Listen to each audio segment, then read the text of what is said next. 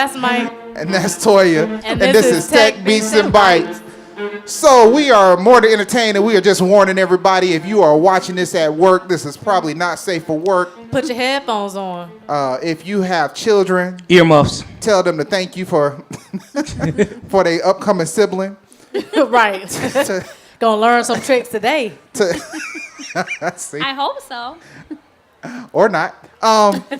Today we have superhero, sex therapist, read it on Instagram. It looks social different. lubricant, liquid lubricant, superstar. Let's give a round of applause to Jenifer Smith. Jenifer Smith is in the house. Yeah. Thank you guys. Thank you for having me.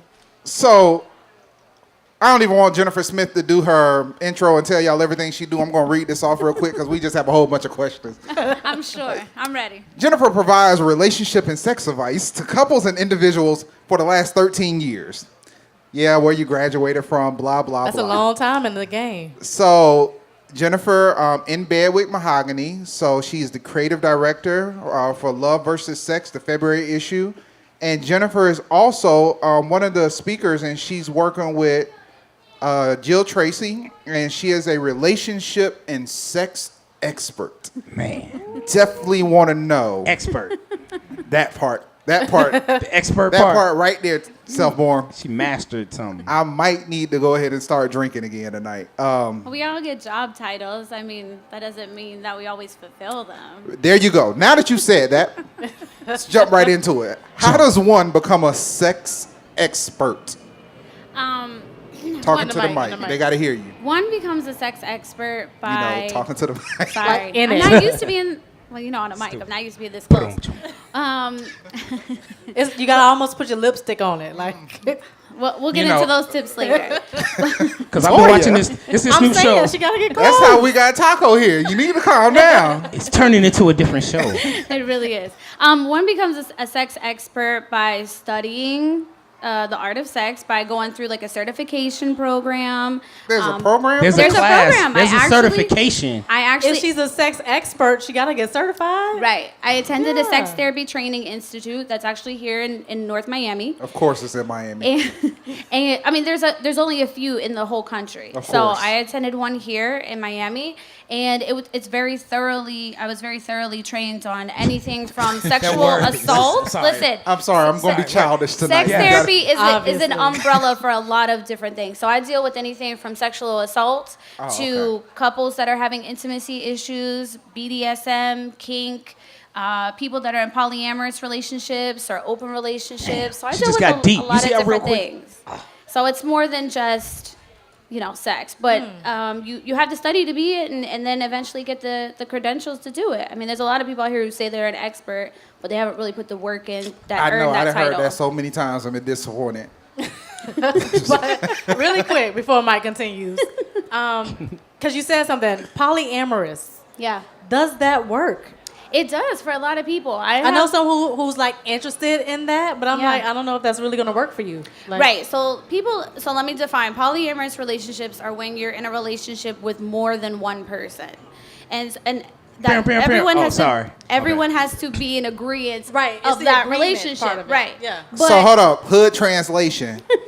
Equal distribution of funds and time to all your side chicks, and they are all aware of each other. But they're not side chicks. But They're they're not on the side side. chicks. They're in the front. I said hood translation. They're all in the front. Hood translation. Right. Everybody is in. Shout out to D-Ray Davis because he's successfully. Everyone got an done this A1. one. It's still one person that came in first. I'm just saying.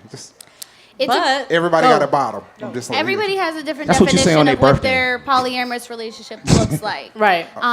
But for some people, so the people that I do know that are in poly relationships, they're very happy. But you have to be in those people who have those kind of relationships, they're extremely trusting.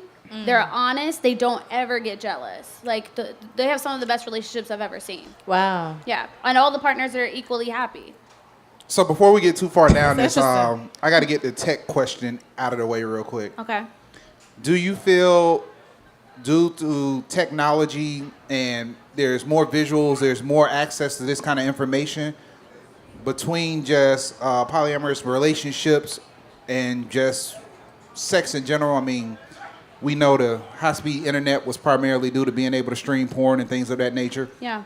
Do you think that technology is helping or hurting relationships? Do people have over expectations because of these fantasies that are painted for them? Mm-hmm. And has it started to hurt or break down the communication in relationships? Yeah, no, I actually just wrote an article about that. It definitely has broken down the communication within relationships. A lot of the times people spend more time at the dinner table on the phone than they do actually engaging in conversation with their partner. Or you get home after a hard day and everybody's on their phones. Nobody's actually talking about anything. So I find that it's hurt a lot of relationships. And I've seen the increase in porn addiction since technology has become such a huge role in society. And I have a lot of clients actually that are addicted to porn. Which people always ask, can you really be addicted to porn? Yeah. If you're masturbating while you're at work and not being productive, or you're doing it in the parking lot of your child's school. You're not supposed to do that? If you start masturbating right back here, we gonna all have a problem. Oh, we can end the show now then. That was that was the hat trick. My bad, go ahead. But, you know, it's a disruption of life. It's no different than a drug addict or alcoholic when those kind of addictions take place. But I think technology definitely, it's hurt a lot of areas of people, and for some people it's been great. For people that are in long distance relationships or their significant other is deployed right now, it's been great because people have been able to utilize technology to communicate, to even be able to still have Skype sex or FaceTime. You know, like you can still visually see your partner and engage in the behaviors just like they were in the present. Exactly. So sexting is a very hot topic in the news. Mm-hmm. Is that healthy? It's healthy for people that are in good, like healthy, committed relationships. But some of the things that I've been seeing more recently, which a lot of people don't talk about, is that a lot of our kids are now being they're being convicted as distributing child pornography because of sexting. Wow. And so now they're being on the registry at 16, 17 years old as a sex offender. Yeah. That's insane. Better chill out with that world star. But those are conversations that parents aren't having, and the school is not having, to be able to prevent or provide the education about how sexting a picture of yourself to somebody and then they send it to somebody else, that's distributing child pornography. They don't understand that. And so before they even know that that's a crime, they're already being convicted of it. And that's interesting that you talk about that, because I've heard that I don't have a child that's of that age, but how sort of sex education is no longer in the schools. Absolutely. Yeah. So what do you advise parents to do in those situations? Because if they're not talking about sexting, they're not even talking about the birds and the bees, or sexually transmitted diseases. Yeah. What's sort of your advice to parents these days? Call me. Yeah? Call me, have me come talk to your child, or call me to have the talk with you so you can then give it to your child. I've gotten that a lot in the last year, that parents just, it's like a cycle. The parents didn't get it from their parents, so then they don't know how to give it to their child, especially on the education of what's out here now. They don't even really know what sexting is if you're not doing it. You know, they don't even know the terminology to listen for when their children are talking about it. So if your child doesn't have it in school, then find a Planned Parenthood. Take them there. Let them provide the conversations, the activities that will at least teach them on a level that they can understand. Yeah. Or consult a sex therapist. We're very educated, and we do sex education talks all the time. I feel like I've more so in the last year been doing more sex education with adults who never had to talk, and it's affected them as an adult in their sexual lives. Yeah. Well, so in Miami, thinking of all the topics you cover, what does a typical client look like? What I know there's a lot, but no matter what, in any field you work in, there becomes a majority of something. Right. What is your majority client? What does a typical client look like for you? I don't know. I don't have typical clients, but I would say like the most popular I see is that it's a couple. Age range? Age range is usually between 25 and 40. Okay. And it's usually, how do we reconnect after kids? It's either reconnect after kids, or how do I get my wife to do these freaky things that I've been seeing on porn or on Instagram? So, since you brought it up, what is your solution? Is he supposed to just go to her with the phone or the iPad and be like, let's try this?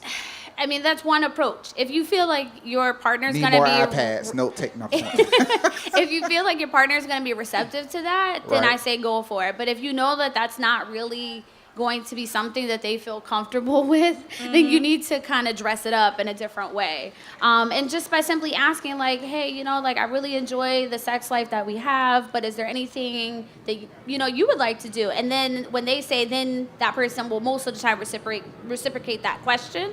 So then that opens up the door for you to be able to tell them what you want to be doing. So, but it's difficult to ask your partner something that's like really outside the realm, you know, Yeah. like especially if it's like, oh, I'd like to have a threesome and I'd like to bring somebody else in, or I'd like to do some anal. Like, those are things that people just kind of get Are you wiping your blindsided forehead with. right now? What's happening over there? 'Cause On the I left mean- side of Did I the strike a stage. nerve? No, there's an old school conversation. Does butt play stress you, my brother? Nah, it's just you get into this conversation, and Stress. this is the conversation between like 6 dudes. We're sitting around. We're gonna be drinking, and somebody will say something. You know, why are men cheating, or why do you think men cheat? And then when you start talking about sex, it becomes the whole. Well, you deal with a certain female. We have a thing called vagina to headache ratio. That's number 1. Then number 2 is You might need to define that for some. so vagina to headache ratio Right, means unpack that. how much of a headache do you have to go through To get the vagina? just to be able to have sex? And if the headache ratio is higher than the quality of the sex, you have to disregard that person and try to find something else. Very interesting. So high quality sex has a higher headache ratio. You're willing to tolerate more. Well, maybe if you're putting it down, though, you wouldn't have no headaches at all. Now that you said that, Bow, bow, bow, bow. Shots fired. we've been wanting to go here. So we had this other conversation, and the conversation went something like this. And since there's women here, a man finds his favorite restaurant, and he finds his favorite chicken wings. Let's just say these chicken wings are at House of Matt. Yes, definitely. His favorite chicken wings, and the dude is like, I want chicken wings. He gonna keep going back to House of Matt. Right. Getting good customer service, the wings are consistently good. Absolutely. So what makes women think that maybe if he has went to House of Matt, or he went and found some wings somewhere else, and the wings were garbage, Yeah. maybe it wasn't him, just the wings are garbage themselves, so he's not coming back? Because I rarely hear women admit or talk about the fact that they have bad sex, but we normally talk about the inconsistencies and the shortcoming of men. There are just some stagnant, dry, stiff, boring women that make you not want to come back. No shot fired. Hold on, hold on. I'm just- Side. Motherfucking parent. I'm just, if we're gonna have the conversation, we have to be I- fair. Because I I've never totally- heard a woman say, I you know totally what? agree. Maybe I'm horrible in bed, and maybe it was a one night stand because I ain't give him no customer service worth coming back to. Okay. So he just went and got his wings from somewhere else. Okay, two parts to that. Just wanna get that out there Two for my parts to boys. that. One, I have found that yes, everybody has their faults, right? But I find that most women don't tell women if they have had bad sex with them, or that if their vagina wasn't the best that they ever had. That's what I'm Women would saying. have no shame in telling a guy, right? But guys don't tell women. I think anytime you have sex with somebody, you have to be willing to receive some type of criticism. Hold on, women don't always tell men either. We might hear about it through third parties. I don't but advocate that, but I Like think I that said, everybody if a should be dude honest. find his favorite wings, he's coming back. Right. So maybe more women should be willing to admit, because truthfully, it goes back, especially once you over 30, the headache ratio. Nobody likes consistently recruiting to their squad, no matter what. I totally That's agree. extra work. Right. If you get recruited to the team Yeah. and you get benched, you don't bench a great player. You bench somebody because they sorry. Right. And then you only get benched if you're close in that ratio. But when you horrible, you just get cut from the team. Okay. There's a reason why Michael Jordan never got cut after he got to UNC, because he was great. Okay. So I'm just saying, should more women have a conversation to be comfortable to maybe ask a man, am I pleasing you the same way they want a man to ask them that, you know? I think. Right. I was going to say. Go ahead. No, I was going to say, I think the conversation outside of the whole benching analogy is about just having open dialogue in the bedroom. Right. Go ahead. Which most women are afraid to have, because at some point in their sexual relationship, a man has put them down, or they were never. What I have found doing therapy over the last like 5 years is that women don't feel they were never given a voice when it came to sex. They were only allowed to do and be submissive to what their partner wanted. So now, if we are advocating for women to be open to have a dialogue with their partner, it's like foreign to them. They don't even really know how to have that conversation. Especially, and this goes back to the sex education. If you didn't grow up with a mother that told you that it was okay to have a voice in the bedroom, right? Then how would you know? Because all you're going off of is like third-party information. Right. You're getting it from your girlfriends. You get and what you see on TV, right? Which exactly. isn't really so realistic. it's getting a false representation of what the conversation should look like, or if it's not even. So basically, you saying that's why them old women be putting it down because they done found their voice. and they don't care. They don't, right? And that comes with age too. It's like people don't care the older that they get. Yeah. But you know, for myself as a sex professional, like I'm trying to change that and create the dialogue. You know, I'm on Hot Talk with Jill Tracy on Sunday nights on Hot 105. Plug. And we talked about masturbation, and we had over 30 people call and say that they've never masturbated because they were shamed by their friends or their mother about doing it, or their religion. And I'm thinking that is ludicrous. This is your body. You're allowed to do with it what you want. And if you're going to not be able to do that for yourself, how are you ever going to ask somebody else to please you? So I forgot what we was watching. It was a young lady. She had a conversation or something, and it was like, should I be ashamed for having a one-night stand? Oh, it was on T.I. and Tiny. And, of course, the little girl was like, of course you should. You shouldn't be a slut, blah, blah, blah. But my question is, how do you dictate to women, or not dictate, how do you explain to women it's okay to want to have sexual relations and not feel the shame that every time you have sex with somebody doesn't mean you have to be making love to them? Mm-hmm. How do you explain to a woman that she can have sex just to enjoy sex, not because it's about love? Because my thing is, if you can fall in love with somebody without having sex, you can have sex without falling in love. Right. I try to, it really comes down of like helping people decipher what is actually what you believe and what others have told you. Right. Because so many times people are influenced by all the things that somebody They're tied else down told you. by Right. all the stuff that they absorbed over the years. Exactly. Yeah. They don't. Damn internet. They man. don't even know what they believe anymore. They don't even know what their own personal opinion of themselves. And so I try to help them decipher what do you really want? How do you feel about yourself? And sometimes there's no self-esteem there. So I got to work on helping build the self-esteem for us to even be able to establish what their own opinion is before making decisions like that. So what does a healthy bedroom relationship look like? I was just about to ask that. Like, how many times a week is healthy? 1 to 3 times a week is healthy. If you have more than that, I applaud you. If you're having a little less than that, that's still okay. But it varies on every couple. Hell, even if you're having sex with yourself, it's healthy to have it 1 to 3 times a week. You know, I mean, it's a stress reliever. Whether you're masturbating or having intercourse, it's a stress reliever. It's part of your physical health, mental health, and it's shown that people who have more active sex lives live longer.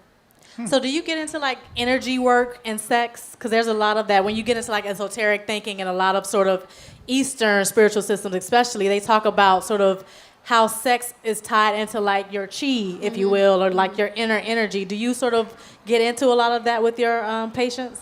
I don't usually get into that. I have colleagues that do, and I think it's amazing work that they do. I have not studied it, but I think it's helpful for people that are into that, feeling the energy and things like that. I mean, for like personally, I'm very into like pheromones and smells and textures and like creating an atmosphere. Like those things help get you in tune with like, into the mood, right?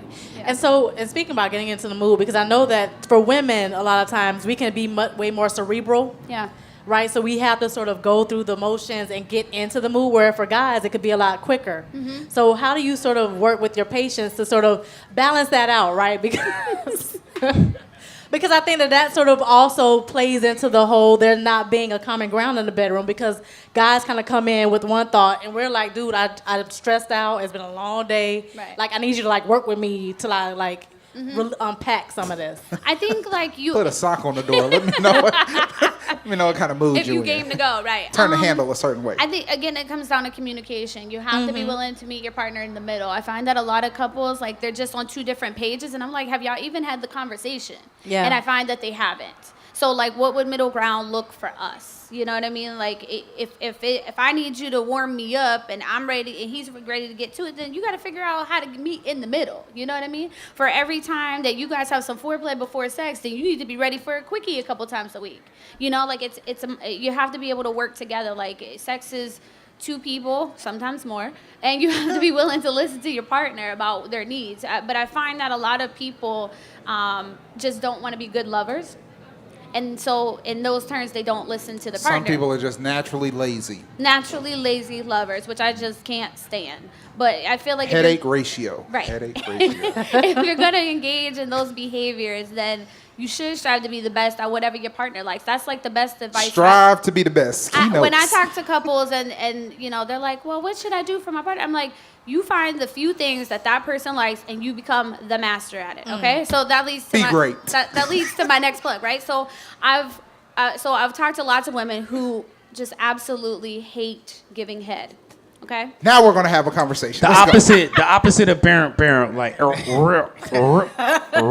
doing it in reverse. They absolutely hate giving head. So my business partner and I have designed a fellatio class to teach women on how to give. We'll put that at the bottom of the in the lower how to thirds. give a good blowjob that makes it enjoyable for you and your partner. And I want to really get women to the point that they at least like it.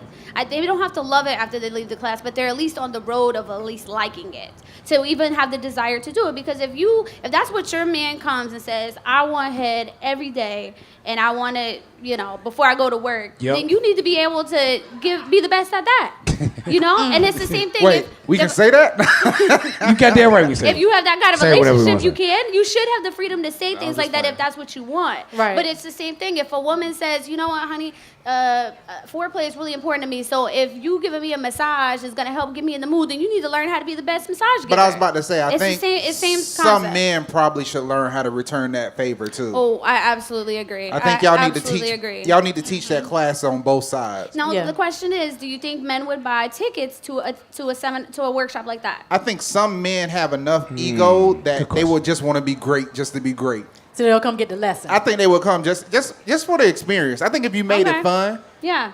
because you know Or it's even made something. a couples thing where like the guy Right. learn and they're That like might be they're better. together because Yeah. in that Okay. way like one But can you bring gotta the have other. like a Hennessy special or something. Yeah. to loosen No, everybody beverages up. definitely got to Some be liquid on deck. lubricant. Because Liquid dudes lubricant. ain't just showing up to be Yeah, like, yeah, show yeah. me what to do. Like, nah. I have some lube samples in my purse of this company that provides them to me and my business partner, and they're like really great lubricant. They're like kiwi strawberry and like cafe mocha All right. and candy apple. So like it makes it I enjoyable don't know to if I want want. to be reminded of coffee at that time. Well, you know, for I some mean, if people, it's in the morning, that may help you get up. and right? stuff. Hello, It's gonna ruin right. key lime forever. Me sitting around ordering key lime Or at it Joe's might make Crab you Shack, salivate. getting all excited. It might make you salivate and get you in the mood. You never know. All right, so boy, you got your question before we get into the quick. Well, yeah, I mean, I know Jenifer. Uh-oh, what's with the voice? I don't know. I know but that- can that you sounds just like the ask Midnight question? Love. Come on, man. Nah, this is fam. This is home. No, we're not going that way. We on a Don't time worry. frame. But no, serious question in your career, because I know what you've been doing. Yeah. How has your career? I want both answers. I want positive and negative. How has your career affected your love life personally, you, and what you decided to study? Give me an example. Just give us the positive one. We got to. No, I want to hear. We only got I want 6 to hear. minutes. I want We got no, 6 minutes. maybe not negative, but how what you learned from a blessing and a lesson. Let's put it that way. Let me see. How do I want to say this? Being in this profession has taught me how to think differently about how I respond to different situations that happen in my previous relationships or even while I'm dating. It's changed the way that I think, the way that I process information, and really wanting to be thorough about what's happening with my partner. Gotcha. In that way, but it's the con part, if I can say quickly, why I've been dating is a curse. As soon as I say sex therapist, I get 1 or 2 responses. Either somebody want to jump in the sack with me because they want to see if I'm really the expert, or they're afraid to date me because I'm intimidating. Yeah. So it's been a pro and a con in that way. Okay, Absolutely. so we'll take that as number 1. Number 2 would be, what's the number 1 accessory you think all couples should add to their repertoire? Ooh. I don't know. That's a good question. Handcuffs, straps. What I mean. Ticklers. I think whatever like works for you. That ain't good enough. We're trying to go to Amazon tonight. You got to name one thing. What's the? Okay, I would say a bullet then. So a bullet is about that big. It's a small. We know what it is. It's a We small got it. vibrator, We got right? it. And I like a lot of guys don't like bringing sex toys in, but a bullet is very like easy to incorporate because the woman just puts it on her clit while intercourse. And let me tell you, you ain't never gonna feel it so wet until she has one of those on her clit and you're already inside of her. It's amazing. And just it's lost small all enough she can put sponsorship. it in her pocket. She could No, we take it didn't. in her purse. Y'all be Look. ready to go. Bedroom candy. So Whoever. crazy. Go ahead now. No, so sex and aggression. Do you think that a lot of people who tend to do aggressive acts, like we've been seeing recently, is because maybe their sex life just isn't up to par? Tinder just not working out for them. I think for some people, aggression it kind of pushes forward the adrenaline. Like they want to feel that rush. They want to feel that high before they already climax, right? So it's like a climax on top of a climax. And so I think that that's very helpful for some people, but you also have to be careful with that because people are not used to it sometimes, or somebody could have a flashback of some PTSD. So you need to be able to have those conversations beforehand and assess if that's something that somebody's comfortable for. And I always advocate having a safety word if you're going to be aggressive, if you're going to pull hair or choke or use any type of rope or something like that. Like you always need to have some safety words in place. Clear. So, what is the number one thing that you realize most couples lie about that after like a session or a therapy session, they come to the conclusion both of them were lying about it? Usually if they're coming to save the relationship or they're coming to figure out how to coexist outside the relationship. Most of the time I'm like, so are you guys coming here to stay together or to break up? Like, are you guys divorcing? You want to figure out how to co-parent? They're like, they're both like, yeah, we want to stay together. And then somebody will ask like, oh, can I have a separate session with you? And then that person comes in and is like, well, I really wanted to get a divorce, but I'm just here because the other person wanted to come. And I'm like, okay, so you got to be honest. I can't disclose that information to that partner, but you got to have that conversation together before y'all come back in here so we're on the same page of what we're doing. That's a whole different book. Damn, a page. Go ahead. Toya. Yeah. Right. What are your thoughts on lingerie?